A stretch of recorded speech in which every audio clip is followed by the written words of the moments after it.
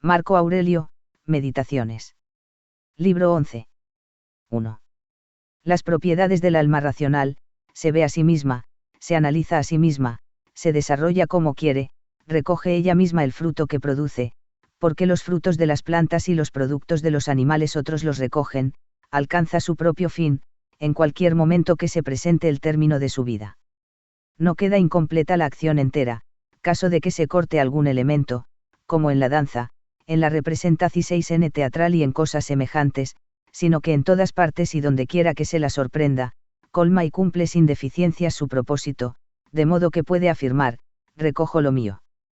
Más aún, recorre el mundo entero, el vacío que lo circunda y su forma, se extiende en la infinidad del tiempo, acoge en torno suyo el renacimiento periódico del conjunto universal, calcula y se da cuenta de que nada nuevo verán nuestros descendientes, al igual que tampoco vieron nuestros antepasados nada más extraordinario, sino que, en cierto modo, el cuarentón, por poca inteligencia que tenga, ha visto todo el pasado y el futuro según la uniformidad de las cosas.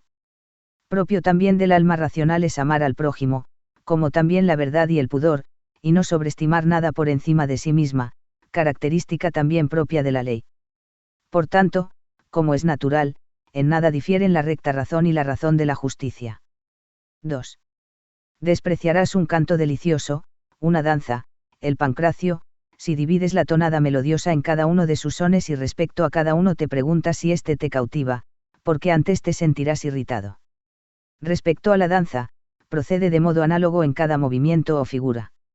Y de igual modo respecto al pancracio.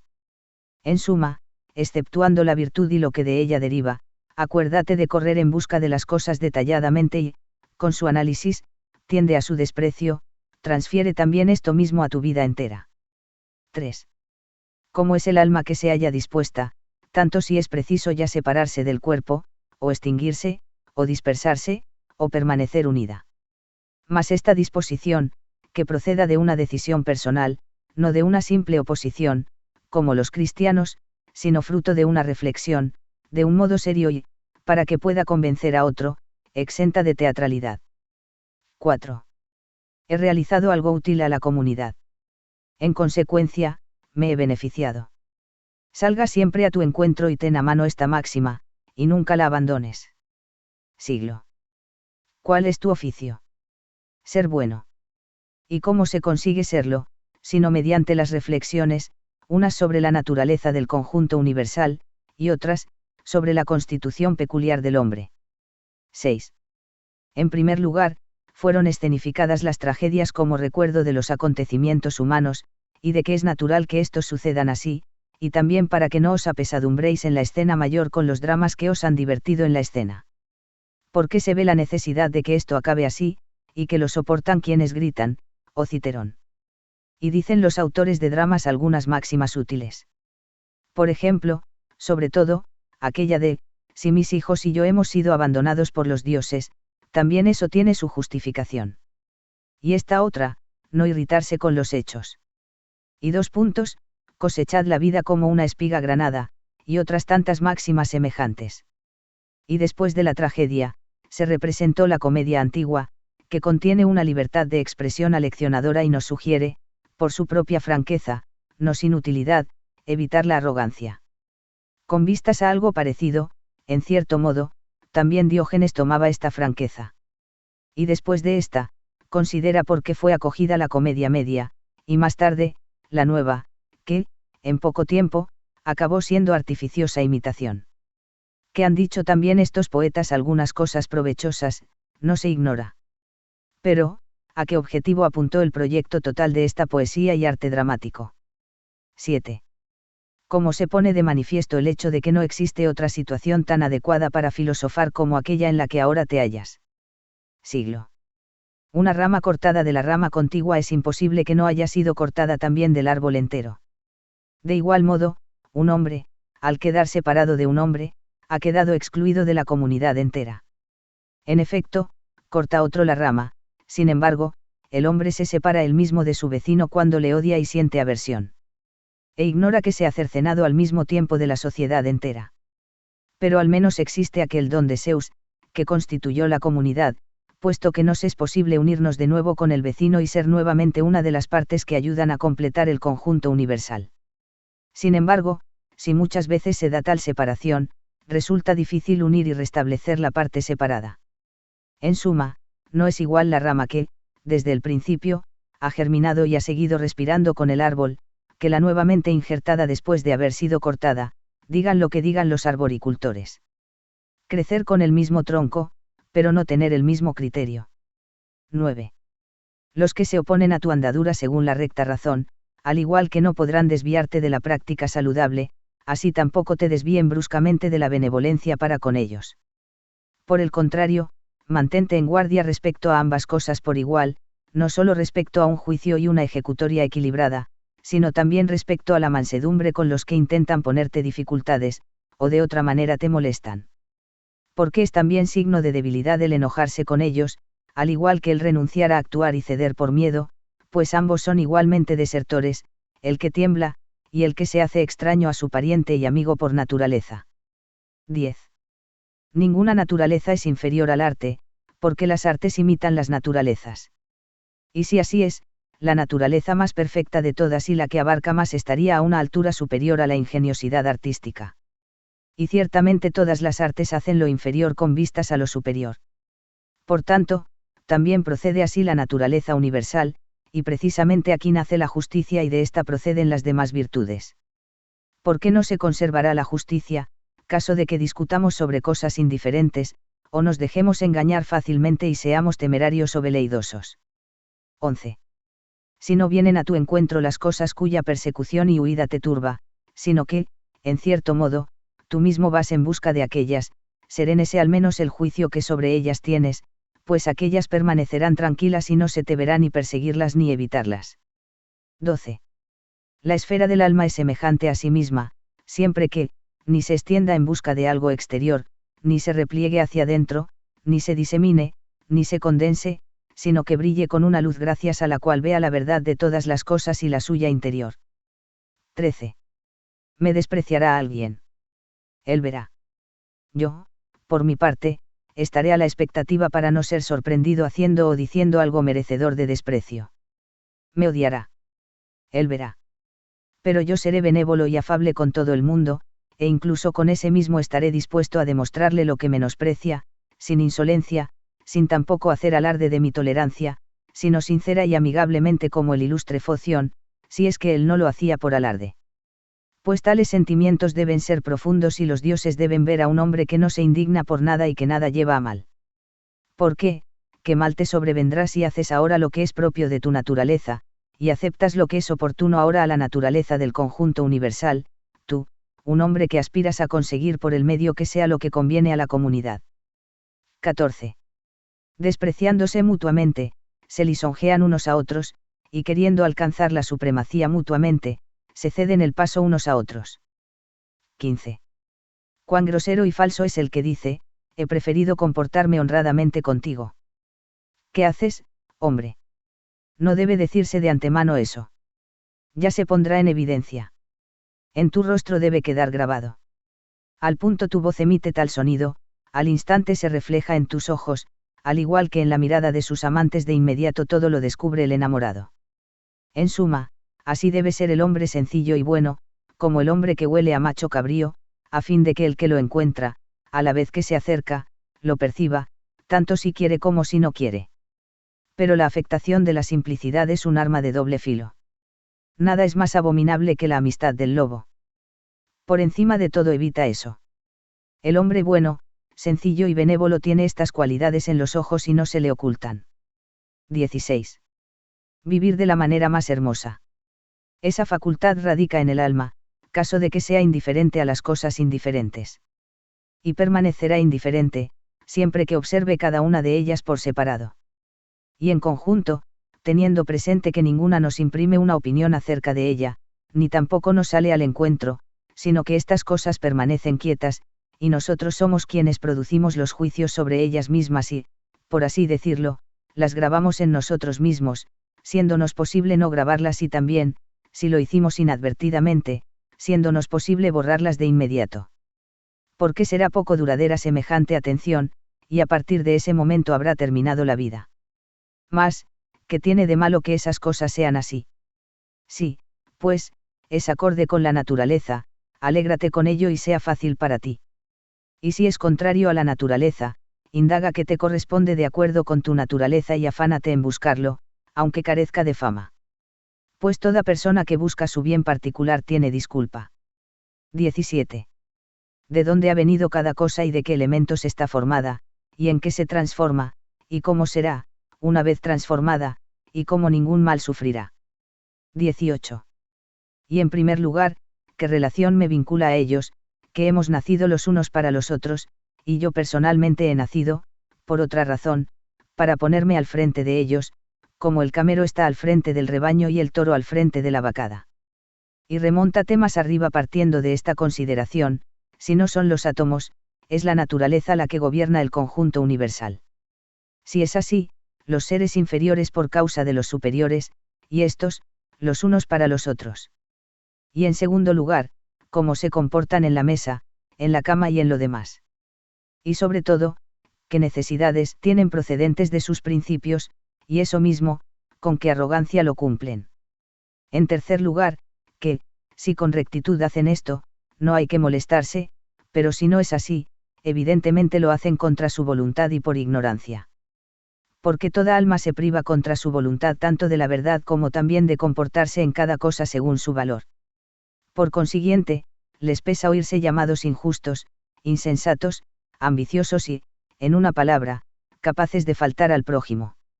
En cuarto lugar, que también tú cometes numerosos fallos y eres otro de su estilo. Y, si bien es verdad que te abstienes de ciertas faltas, tienes, sin embargo, una disposición que te induce a cometerlas, aunque por cobardía, orgullo o algún defecto te abstengas de las mismas. En quinto lugar, que tampoco has comprendido enteramente si cometen fallos, porque se producen muchos, incluso por defecto de administración. Y, en suma, es preciso aprender de antemano muchas cosas, para poderse manifestar cabalmente sobre una acción ajena. En sexto lugar, piensa que la vida del hombre es muy corta y dentro de poco todos estaremos enterrados. En séptimo lugar, que no nos molestan sus acciones, porque aquellas se encuentran en los guías interiores de aquellos, sino nuestras opiniones. Elimina, pues, y sea tu propósito desprenderte del juicio, como si se tratara de algo terrible, y se acabó la cólera. ¿Cómo conseguirás eliminarlo? Pensando que no es un oprobio.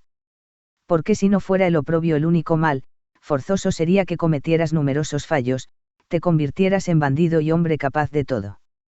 En octavo lugar, cuántas mayores dificultades nos procuran los actos de cólera y las aflicciones que dependen de tales gentes que aquellas mismas cosas por las que nos encolerizamos y afligimos. En noveno lugar, que la benevolencia sería invencible si fuera noble y no burlona ni hipócrita. ¿Por qué?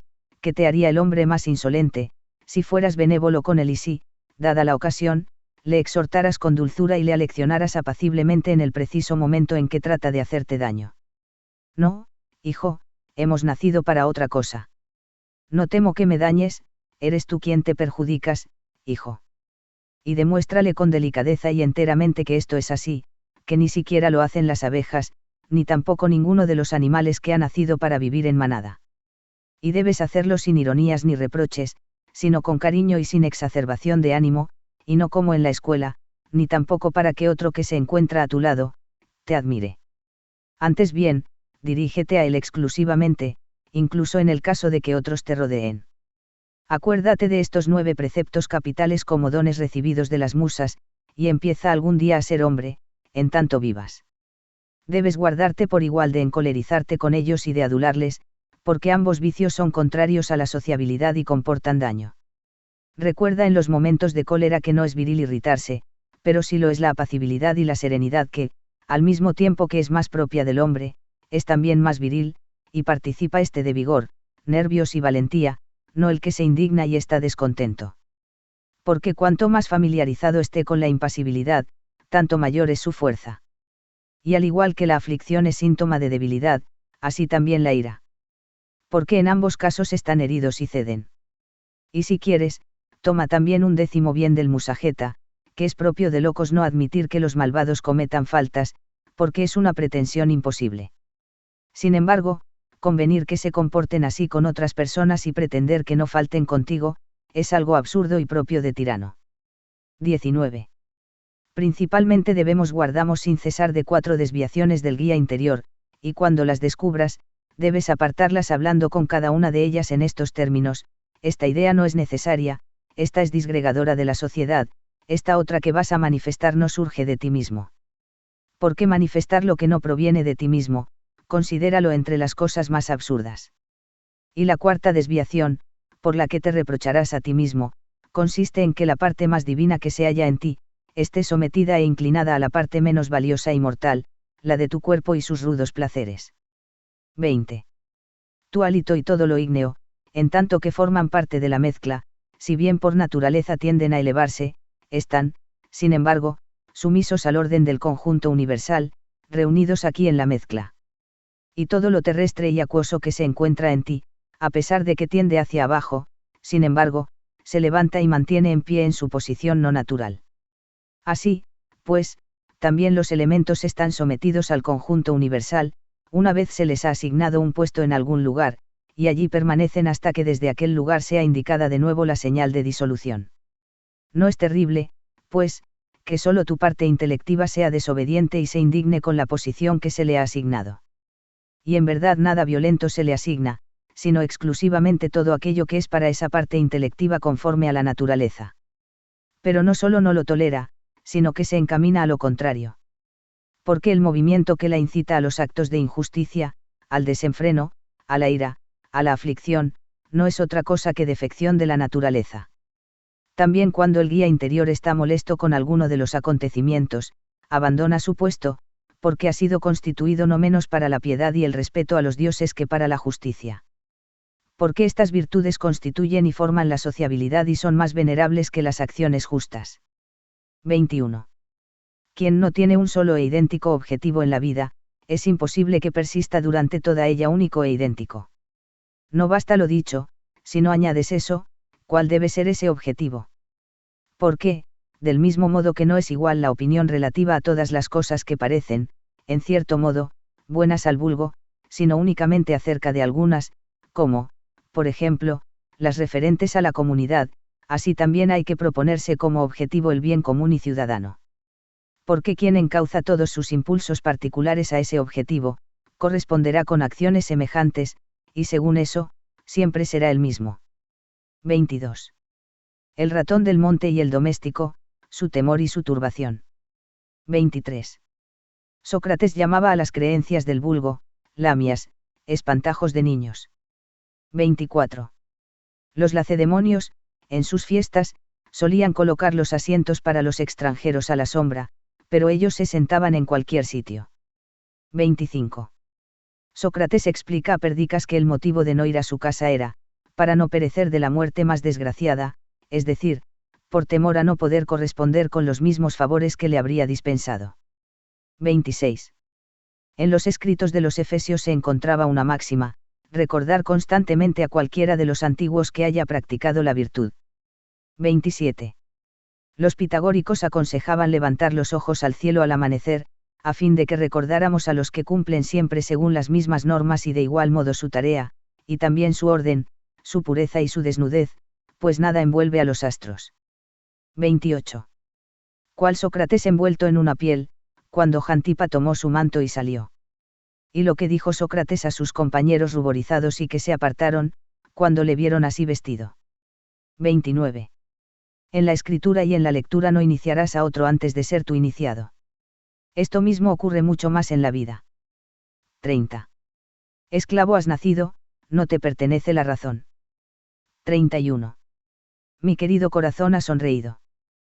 32. Censurarán tu virtud profiriendo palabras insultantes. 33. Pretender un higo en invierno es de locos. Tal es el que busca un niño, cuando, todavía, no se le ha dado. 34. Al besar a tu hijo, decía Epicteto, debes decirte, mañana tal vez muera. Eso es mal presagio.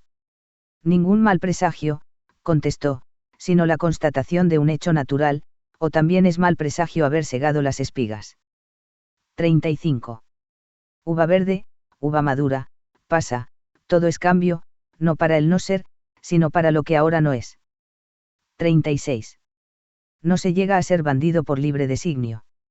La máxima es de Epicteto. 37.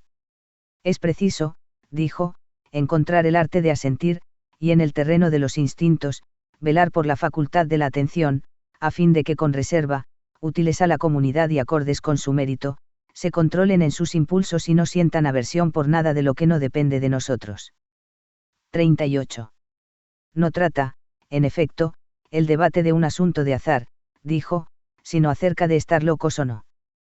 39. Decía Sócrates, ¿qué queréis? Tener almas de seres racionales o irracionales. De seres racionales. ¿De qué seres racionales? ¿Sanos o malos? Sanos. ¿Por qué, pues, no las buscáis? ¿Por qué las tenemos? ¿Por qué entonces lucháis y disputáis?